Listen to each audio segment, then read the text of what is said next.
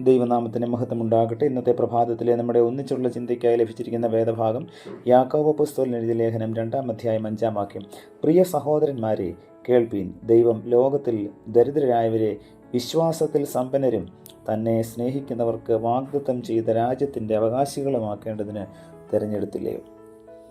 1989 Christmas കാലത്ത് Carol Porter എന്ന വനിതയുടെ കണ്ണിൽപ്പെട്ട ഒരു ദൃശ്യം അവർക്കൊരിക്കലും മറക്കുവാൻ കഴിഞ്ഞിരുന്നില്ല. വിശന്നു വരഞ്ഞ ഒരു കൂട്ടം തെരുവ് കുട്ടികൾ ഒരു വലിയ കുപ്പക്കൂനയിൽ നിന്നും ആഹാര സാധനങ്ങളുടെ അവശിഷ്ടങ്ങൾ പെറുക്കിയെടുക്കുന്ന ദയനീയമായ രംഗമായിരുന്നു അത്. ഈ ദൃശ്യം അവരെ വല്ലാതെ വേദനിപ്പിച്ചു. ഇതിലൊരു പരിഹാരം കണ്ടെത്തുവാൻ അവർ ചിന്തിച്ചു. അവർ പറഞ്ഞു, എൻ്റെ വീട്ടിൽ നിന്നും ഒരു വെളിപ്പാടകലെയുള്ള കുഞ്ഞുങ്ങൾ തെരുവിലെ കുപ്പക്കൂനയിൽ ആഹാരം തിരയുന്ന കാഴ്ച എൻ്റെ ഹൃദയത്തെ സ്പർശിച്ചു. മറ്റുള്ളവർ എന്തുകൊണ്ട് അതിന് പരിഹാരം ചെയ്യുന്നില്ല എന്ന് ചിന്തിക്കുന്നതിന് പകരം എന്നെക്കൊണ്ട് എന്ത് ചെയ്യുവാൻ കഴിയുമെന്ന് ഞാൻ ചിന്തിച്ചു. അതിനുവേണ്ടി അവർ കിഡ് കെയർ എന്നൊരു സ്ഥാപനം ആരംഭിച്ചു.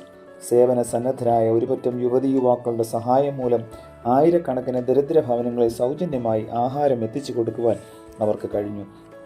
ഓരോ നേരത്തേക്കും ആവശ്യമായ ഭക്ഷണം ഹൂസ്റ്റണിലുള്ള കരോൾ പോർട്ടറിൻ്റെ ഭവനത്തിൽ തന്നെയായിരുന്നു തയ്യാറാക്കിയിരുന്നത്. അതിനുവേണ്ടി ഏതാനും സ്റ്റൗവും ഫ്രിഡ്ജുകളും കരോളിൻ്റെ ഭക്ഷണമുറിയിലാണ് വെച്ചിരുന്നത്.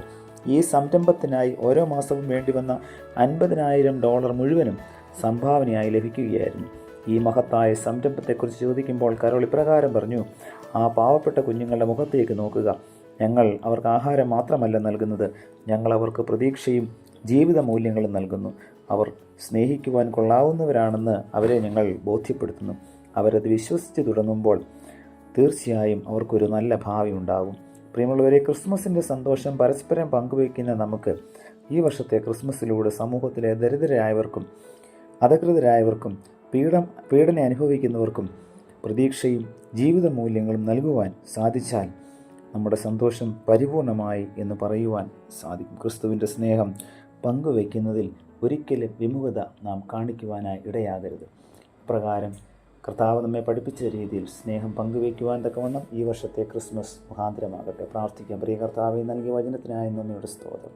കർത്താവ് സ്വർഗം വിട്ട് ഈ ഭൂമിയിലേക്ക് ഇറങ്ങി വന്നതായ സുദിനങ്ങളെ ഓർക്കുന്നതായ ഈ നിമിഷം കർത്താവെ, ഞങ്ങൾ ഇപ്പോൾ കേട്ടതുപോലെ ഞങ്ങൾ കർത്താവെ തന്നിരിക്കുന്നതായിട്ടുള്ള എല്ലാ സാധ്യതകളും മറ്റുള്ളവരുമായി പങ്കുവയ്ക്കുവാൻ തക്കവണ്ണം സമൂഹത്തിൽ മറ്റുള്ളവരെ സഹായിക്കുവാനും അവർക്ക് ശരണമാകുവാനും ഞങ്ങളെ അവിടുന്ന് സഹായിക്കണമേ എന്ന് പ്രാർത്ഥിക്കുന്നു.